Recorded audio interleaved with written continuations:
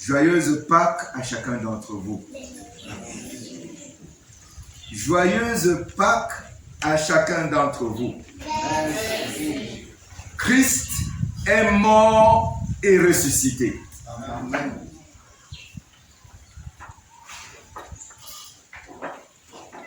Christ est mort, Christ est ressuscité. Amen. Sommes-nous conscients de ça? Qu'est-ce que ça représente pour toi? Christ est mort et Christ est ressuscité. Il n'est plus sur la croix. Il n'est plus sur la croix. Il est sorti du tombeau vivant. Jésus est mort et Jésus est ressuscité. Alléluia. Alors, qu'est-ce que la Pâque pour toi? Qu'est-ce que la Pâque représente pour toi? Si Jésus n'était pas mort, si Jésus n'était pas ressuscité, quelles seraient les conséquences pour toi? Quelles seraient les conséquences pour moi? Vous savez, depuis toujours, les hommes ont voulu nier la mort et la résurrection de notre Seigneur. Mais avant d'en arriver là, ouvrons nos Bibles dans le livre de 1 Corinthiens, le chapitre 15. 1 Corinthiens, le chapitre 15.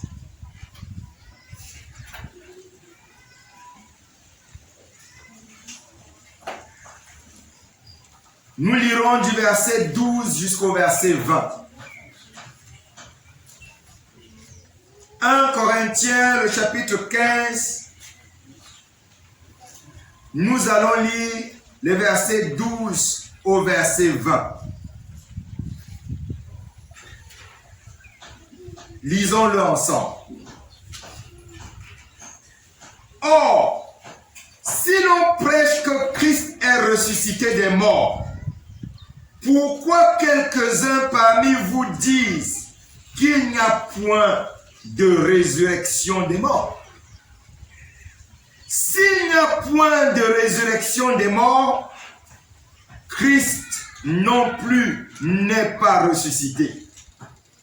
Et si Christ n'est pas ressuscité, notre prédication est donc vaine et votre foi est vaine.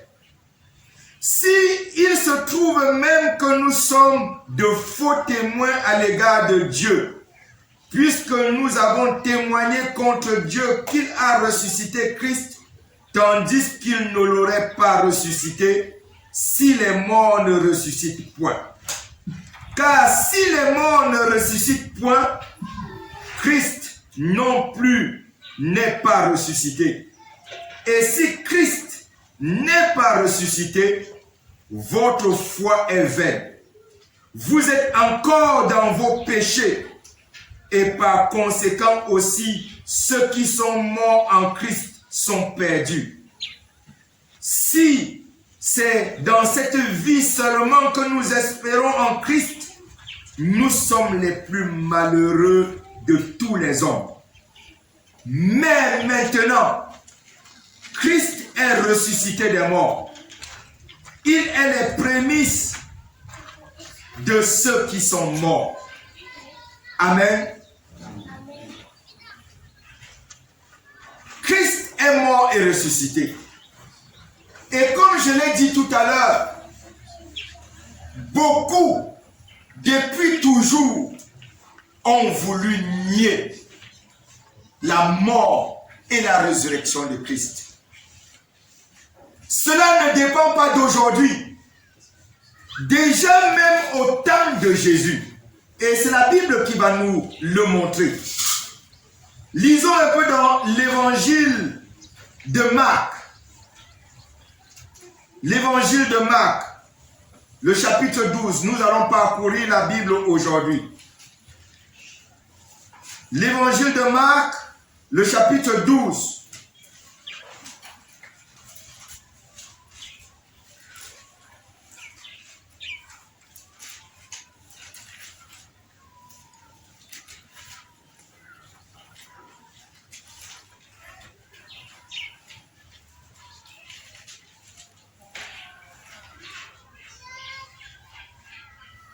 Nous prenons d'abord Matthieu, le chapitre 28, pardon.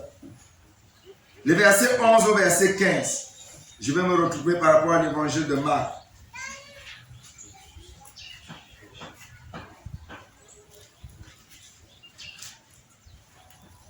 Matthieu 28.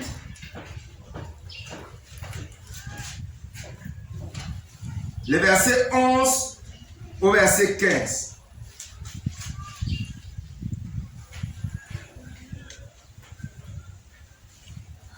Lisons ensemble.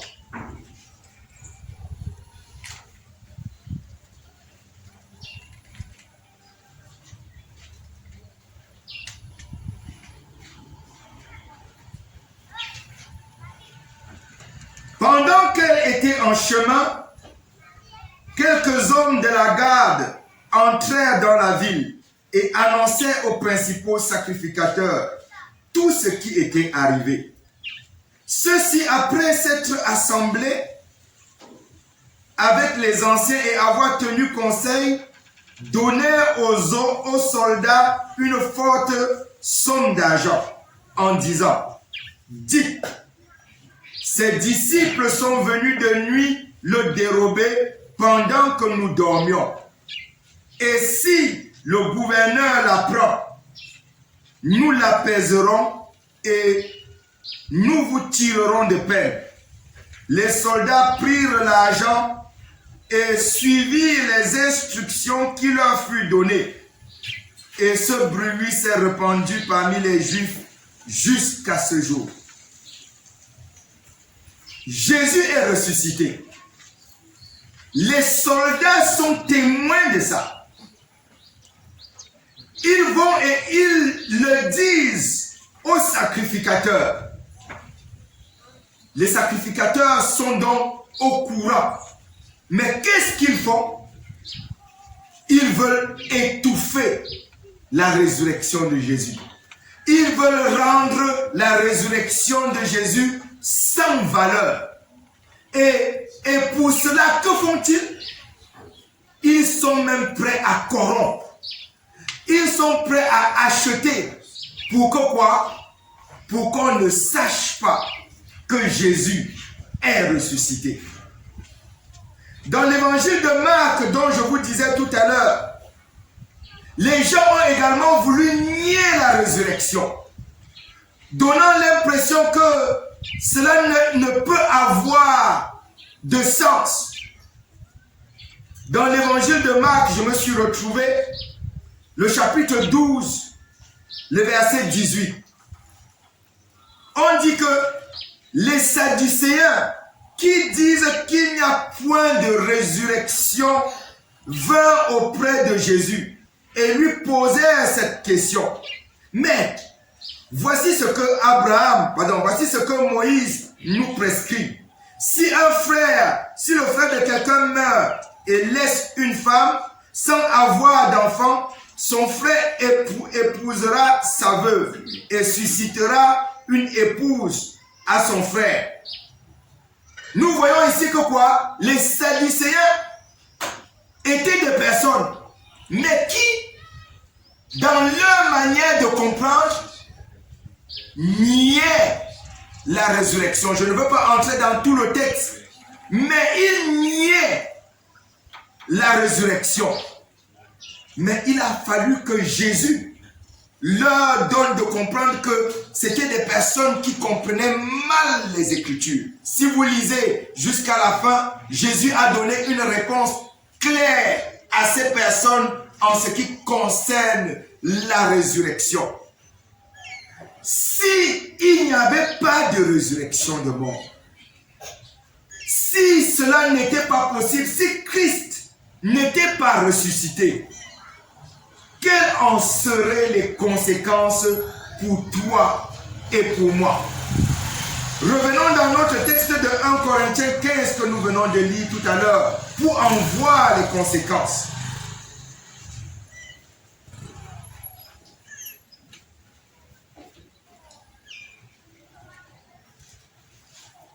Puisque même au temps de l'apôtre Paul, des personnes voulaient nier la résurrection. Et c'est l'apôtre Paul qui donne des réponses claires par rapport à ce fait qui était de son temps. Et voici les conséquences si Jésus n'était pas ressuscité. Le verset 14 nous dit ceci.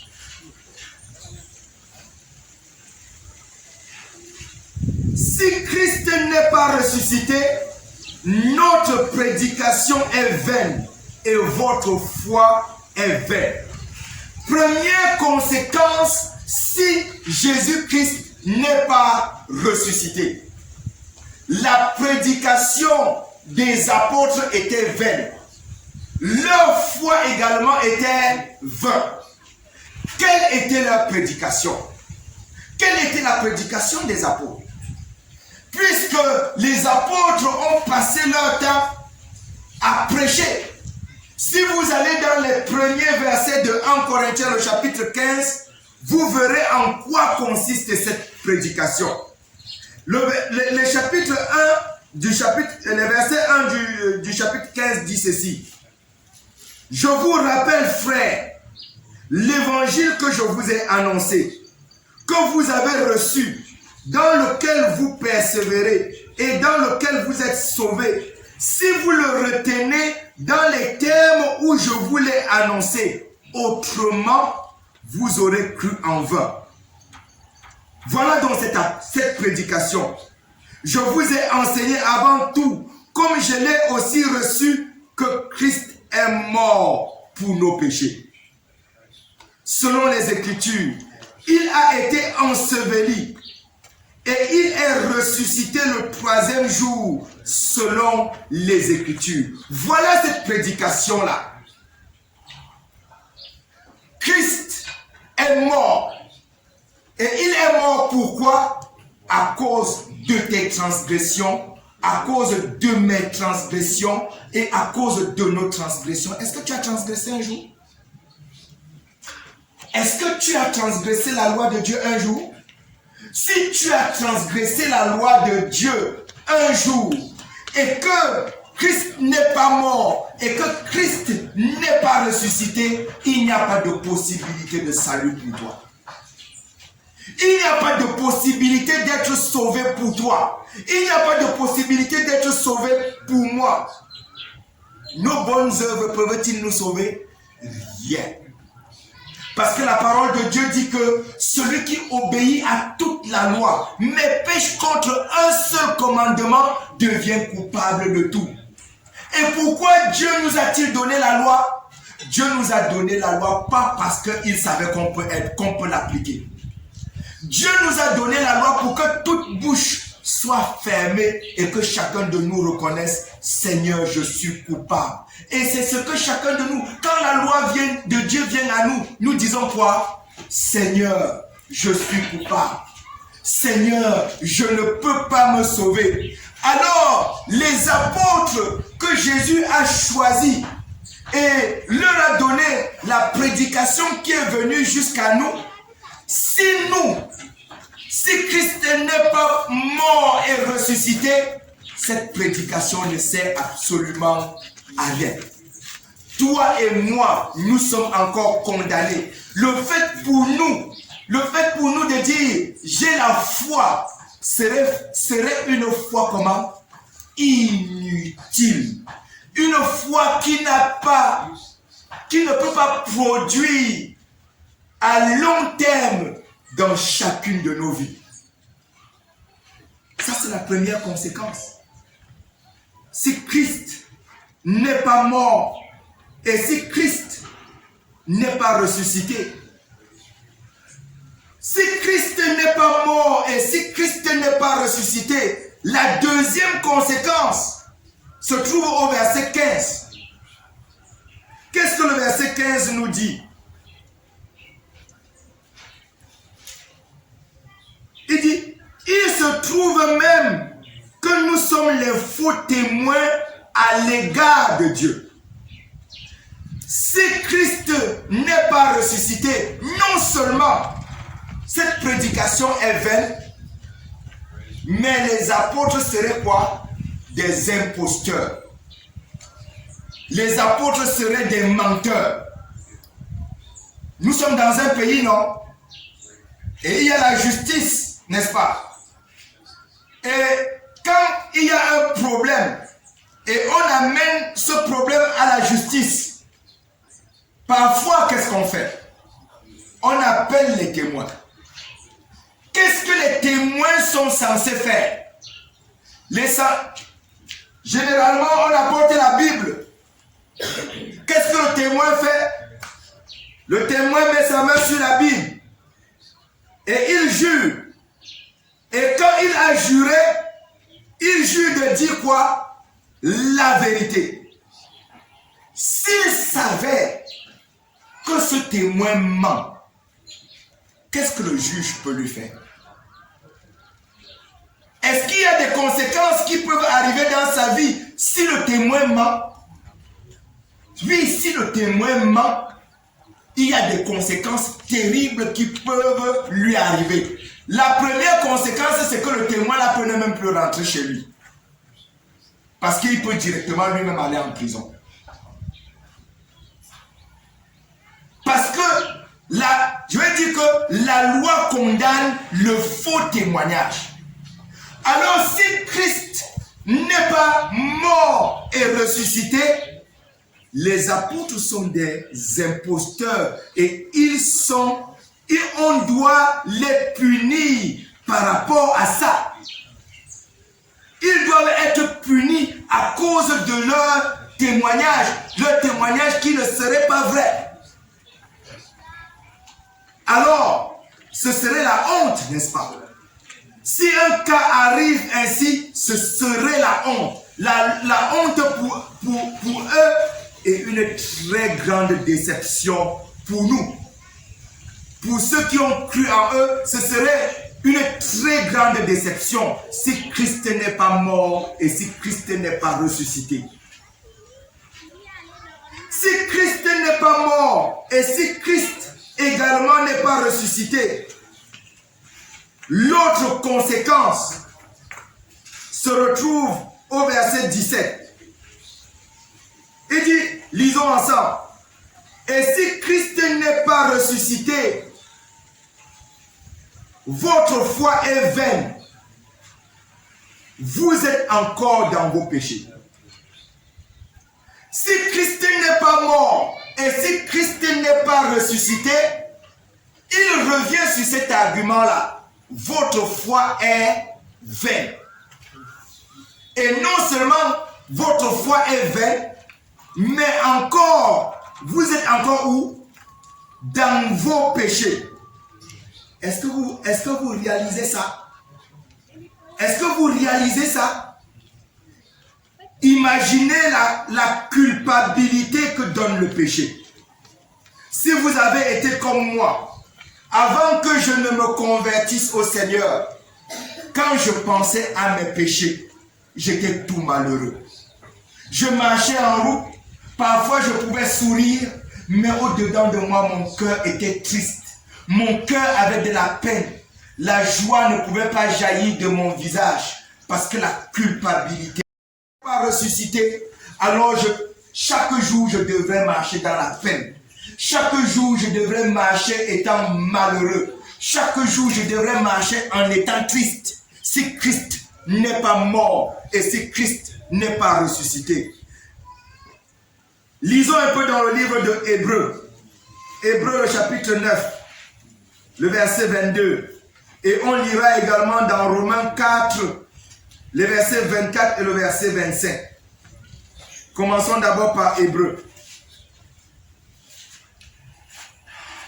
Hébreux 9.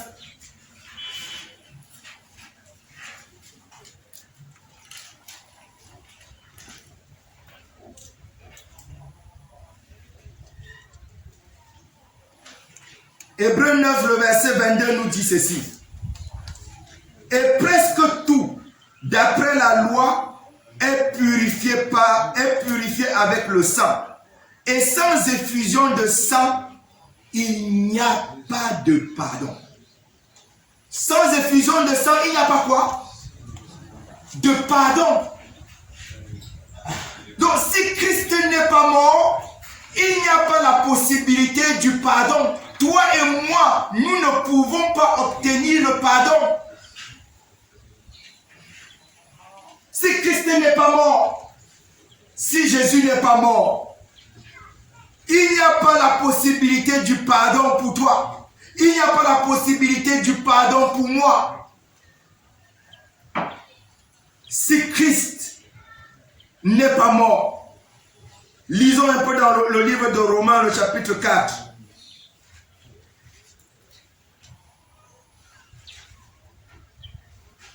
Si Christ n'est pas mort, lisons le chapitre 4.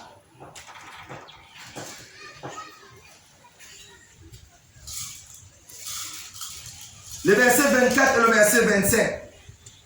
C'est encore à cause de nous à qui cela sera imputé. À nous qui croyons en celui qui a ressuscité des morts, Jésus notre Seigneur, qui a été livré pour nos offenses et est ressuscité pour notre justification. Si Christ n'est pas mort, et si Christ n'est pas ressuscité, il n'y a pas de justification pour nous. Il n'y a pas de possibilité pour que nous soyons, pour que nous puissions être justifiés. Et si il n'y a pas la possibilité de justification pour toi et pour moi, les conséquences de ça sont terribles. Les conséquences sont terribles, non seulement pour le présent, mais également pour l'éternité. Les conséquences sont terribles si Christ n'est pas mort et si Christ n'est pas ressuscité.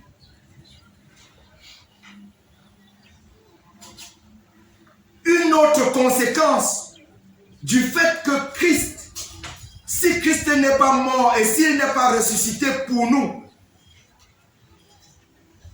dans le texte que nous avons lu,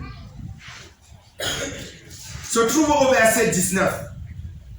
Il dit, si 1 Corinthiens, le chapitre 15, le verset 19, si c'est dans cette vie seulement que nous espérons en Christ, nous sommes les plus malheureux de tous les hommes. Si c'est seulement dans cette vie que toi et moi, nous venons ici, si c'est seulement dans cette vie que nous espérons en Christ, si Christ n'est pas mort et s'il n'est pas ressuscité, s'il n'y a pas la résurrection des morts, la parole de Dieu dit que quoi? Nous sommes les plus malheureux de tous les hommes. Pourquoi serions-nous les plus malheureux de tous les hommes si Christ n'est pas mort et si Christ n'est pas ressuscité? Je rends grâce à Dieu pour le pasteur qui nous a entretenu l'autre dernièrement à l'église, à la chapelle. Il s'appelle le pasteur Calais. Le pasteur Calais nous a dit ceci. Le chrétien dans le monde est comme le poisson dans la rivière. La rivière suit un courant. La rivière descend comme ça. Et c'est plus facile pour le poisson de faire comment? De suivre le courant de la rivière. Mais le chrétien, lui, doit aller dans le sens contraire de la rivière. Autour de nous, il y a une manière de faire. Il y a une manière d'agir. Il y a une manière de penser. Nos cultures, les habitudes du monde, en réalité, parfois, sont contre la foi chrétienne. ne vont pas dans le sens de la foi chrétienne. Et nous, en tant que chrétiens, que faisons-nous? Les choses qui n'honorent pas Dieu dans nos cultures, nous disons non. Les choses qui n'honorent pas Dieu dans le monde, qu'est-ce que nous faisons? Nous disons non. Mais pourquoi disons-nous non? Pourquoi nous en abstenons-nous? Pourquoi nous donnons... ça ne nous fait pas parfois souffrir? Non, il y a des souffrances parfois liées à ça. Mais si Christ n'est pas mort et si Christ n'est pas ressuscité, pourquoi devrais-je subir toutes ces restrictions-là? Pourquoi? Pourquoi me brimerais-je? Pourquoi est-ce que je serais en train de me brimer si Christ n'est pas mort et s'il n'est pas ressuscité? Alors je serai malheureux, comme il dit. Selon que l'apôtre le dit ici, je serai malheureux. Pourquoi? Parce que je m'abstiens de tous les plaisirs que le monde peut donner, alors que ce n'est que pour ce monde-ci.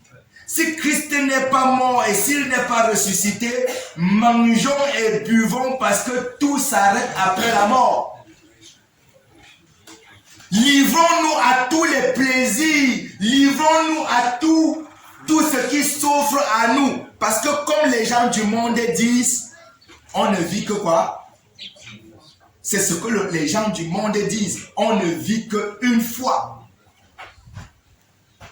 Mais je suis convaincu. Et si vous avez reçu Christ, comme moi, vous êtes convaincu qu'on ne vit pas qu'une seule fois. Tout ne s'arrête pas avec la mort. Tout ne s'arrête pas avec la mort. Déjà même, Dieu a mis en nous le sens de l'éternité.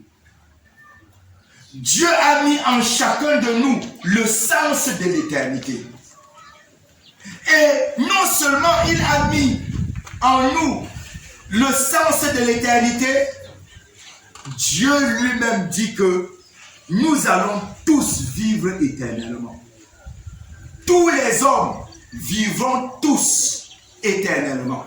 Je dis bien, tous les hommes vont vivre tous éternellement. Mais ce sera éternellement, soit avec Jésus qui est ressuscité pour la vie, soit éternellement avec le diable pour l'enfer.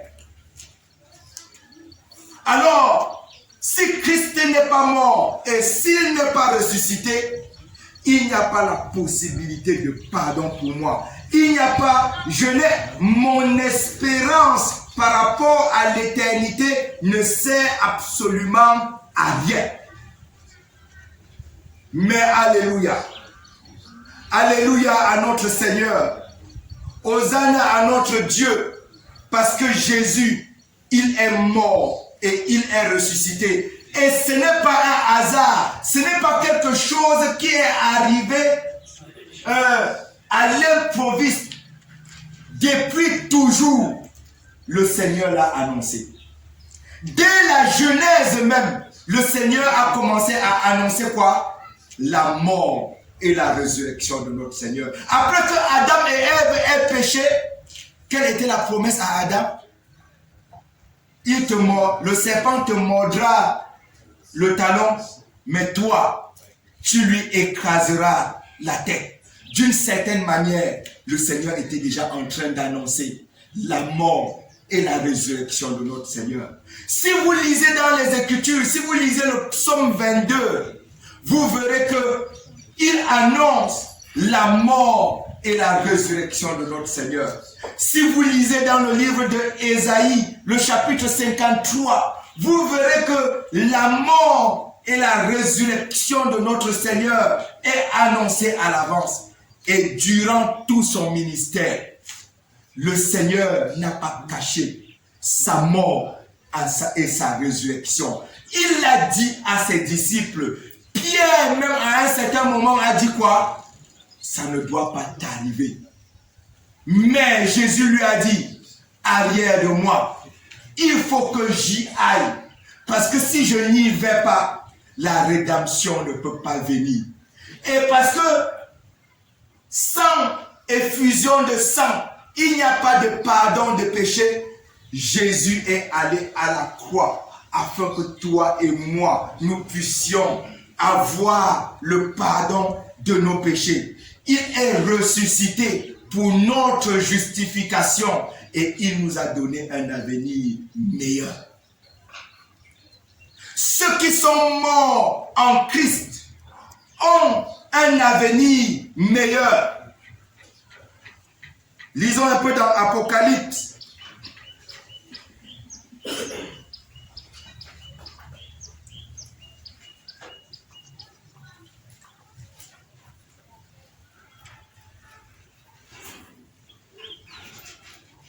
Apocalypse au chapitre 14,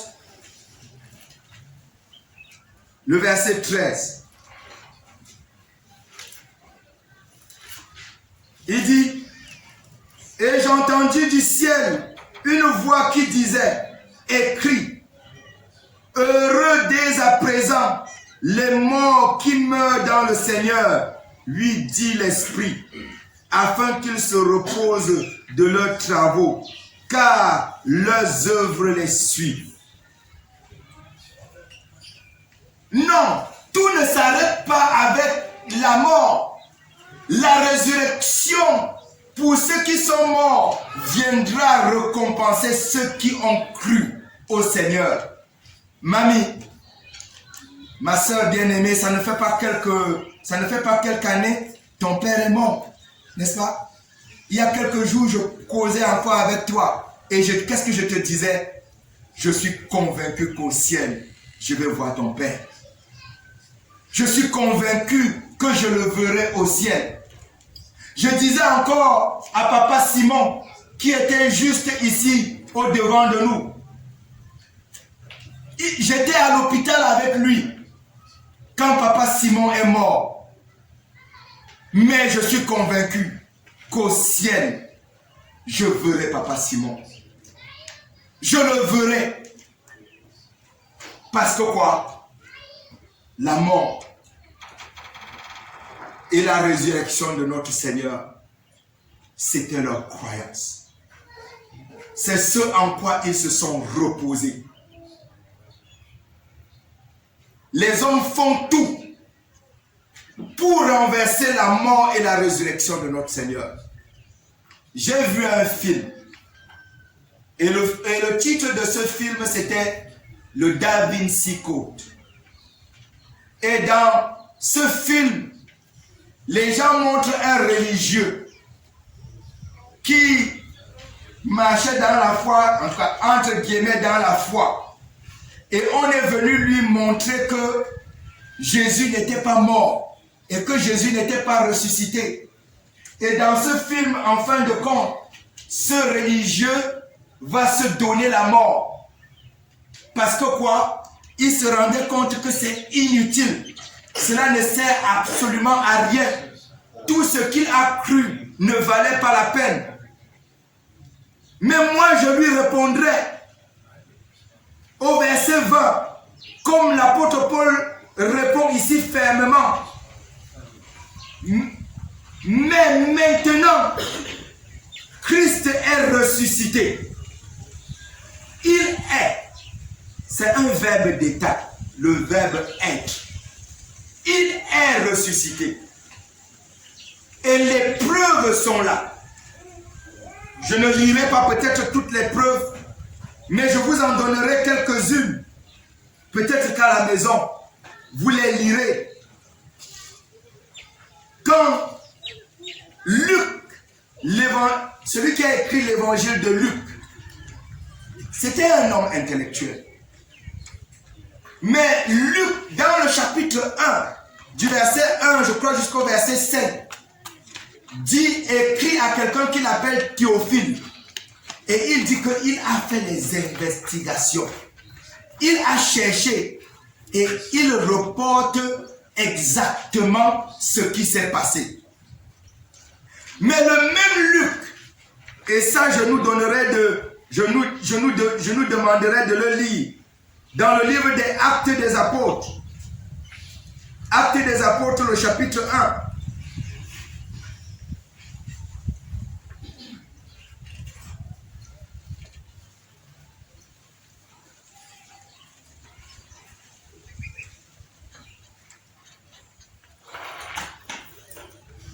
Voici ce qui est écrit à partir du verset 1 jusqu'au verset 3. Théophile, j'ai parlé dans mon premier livre de tout ce que Jésus a commencé de faire et d'enseigner dès le commencement jusqu'au jour où il fut enlevé au ciel, après avoir donné ses ordres par le Saint-Esprit aux apôtres qu'il avait choisis. Après qu'il eut souffert, il leur apparut vivant et leur en donna plusieurs preuves, se montra à eux pendant 40 jours et parlant des choses qui concernent le royaume de Dieu. Jésus, après qu'il soit mort et après qu'il soit ressuscité, ne s'est pas caché. Les soldats étaient témoins.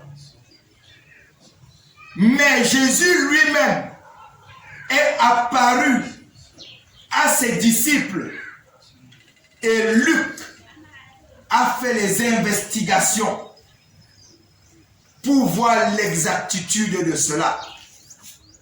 Et il le mentionne ici. Alors, je dirais donc, Christ est ressuscité et l'avenir t'appartient. L'avenir m'appartient si nous croyons en cela. Notre avenir est heureuse. Notre avenir n'est pas malheureuse. Notre avenir est plein de sécurité. Notre avenir est plein de joie. Notre avenir est plein de paix. Parce que Jésus est ressuscité. Dois-tu te taire? Est-ce que tu dois te taire? Tu dois l'annoncer au monde. Tu dois le dire au monde. Le monde aujourd'hui croupit dans le péché. Le monde ne fait qu'aller de plus en plus dans le mal. Alors que toi, tu as la solution. La mort et la résurrection de notre Seigneur. C'était la prédication des premiers apôtres. Beaucoup se sont sacrifiés pour que le message arrive à nous. Je dis, permettez que je prenne l'exemple et je le dis toujours. Nos moustiques et nos serpents. Tonton David, combien de serpents est-ce que tu as tué dans ta maison? Oh, au moins 6. Tonton David a tué au moins 6 serpents dans sa maison. Je ne dis pas qu'il n'y a pas de serpents là-bas. Mais au moins, ce serait plus en sécurité. Mais pourquoi tous ces sacrifices-là? Parce que Christ est mort. Et parce que Christ est ressuscité. Tantine Amélie, tu connais les injures parfois? Autour de toi, est-ce que tu connais les injures? Parfois les moqueries? Pourquoi tous ces sacrifices-là? Parce que Christ est mort. Parce que Christ est ressuscité. Et pour nous qui sommes ici, est-ce que parfois nous avons le rejet des membres de nos familles? Est-ce que vous connaissez ça? Les insultes et tout ça? Pourquoi devions-nous continuer à aller de l'avant? Parce que Christ est mort et parce qu'il est ressuscité. L'avenir est pour nous. L'avenir est pour nous.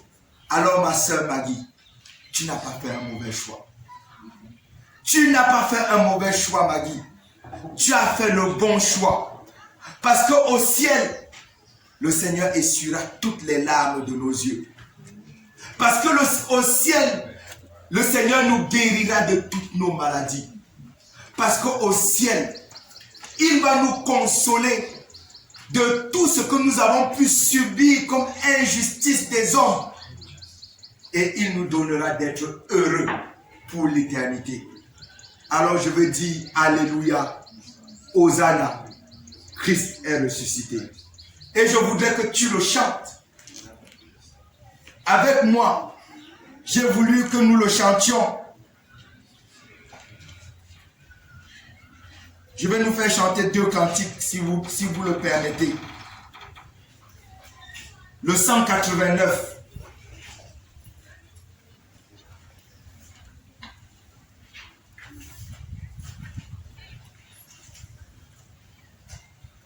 le 189 et nous chanterons, si mon souvenir est bon, le 254. Chantons le 189 dans notre cantique Chant de victoire. La croix reste debout. 3 et chant. La croix reste debout.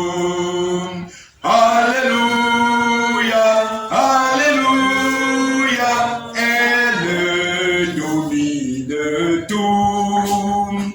Alléluia, Alléluia, c'est en vain que la haine contre elle se déchaîne, lumineuse et sereine. La croix reste debout. Alléluia, Alléluia, au plus fort des combats. Alléluia, Alléluia, la croix ne recule pas. Sur elle, l'amour Alléluia, Alléluia, le Fils de Dieu monta. Alléluia, Alléluia, amour incomparable, ce sauveur adorable, pour l'homme misérable, mouru à Golgotha. Alléluia, Alléluia, au plus fort des combats. Alléluia, Alléluia, la croix ne recule pas. Soldat du roi des rois. Alléluia, Alléluia, portons partout sa croix. Alléluia, Alléluia, car tous ceux qui délivre sous la croix doivent vivre. Sur la croix doivent suivre Jésus, le roi des rois. Alléluia, Alléluia, au plus fort des combats. Alléluia, Alléluia, la croix ne recule pas. Et puisque la croix ne recule pas, notre Seigneur va revenir. Il va venir. Le Seigneur, le 254. Il va venir. Chantons ensemble. 3 et chant. Il va venir. Le Seigneur que j'adore. Viens pour savoir. Quand il a du ciel. Avec l'horizon se colore. Dès qu'il verra du soleil éternel. Gloire à toi, Seigneur Jésus. Gloire à jamais. Gloire à ton nom. Que tombe au ciel, je ne sentirai plus. Et pour toujours, j'exalterai ton nom. Autour de moi, s'élève la tempête. Je suis en paix, car tu es chez moi. Je crie au monde, sauve-le de la tête. Tu as béni le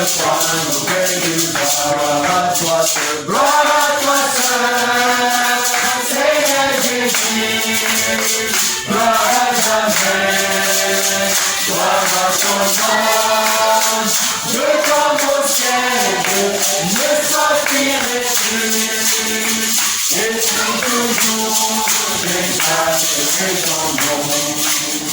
Maison du Père, tout ton amour m'appelle.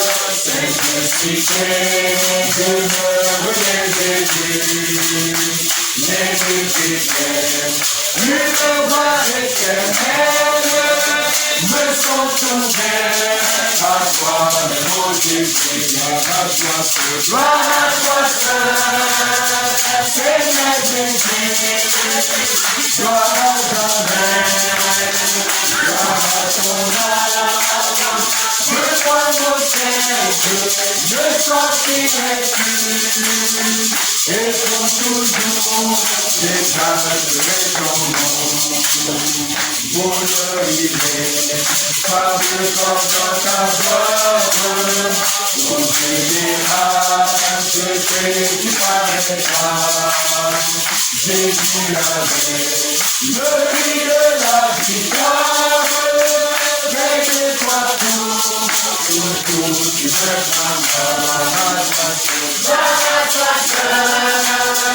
Seigneur Jésus, gloire à jamais, gloire à ton âme, me commencer, me sortirai-tu, et pour toujours, j'exalterai ton nom. Christ est mort et Christ est ressuscité. Que cela ne nous quitte jamais. Tantine Amélie, tu peux prier pour nous, s'il te plaît. Seigneur, on te remercie parce que pour ceux qui croient en toi, ce qu'on fait ici et ce qu'on ne fait pas, c'est pas vain. Merci bien que même à la fin de ce passage, l'exaltation est que on soit fort, on soit solide dans notre travail et on travaille de mieux en mieux pour toi. Parce que Christ, Jésus, est encore vivant. Il nous voit et il apprécie notre travail pour lui. Merci bien que bon, les plaisirs de ce monde, les boissons, les rapports, les amis, les bars, les fêtes, et tout cela, c'est pas la plus haute plaisir qu'on peut avoir. Mais la plus haute plaisir, c'est d'être dans ta présence, Seigneur. Merci pour la promesse que quand on refuse ces choses-là et quand on continue tout devant vers le ciel, tu vas nous récompenser. Et ce qu'on refuse et ce qu'on fait pour ton royaume, c'est pas en vain. Merci pour cette promesse. Amen. Amen. Que le Seigneur nous bénisse tous. Le Seigneur est ressuscité. Amen.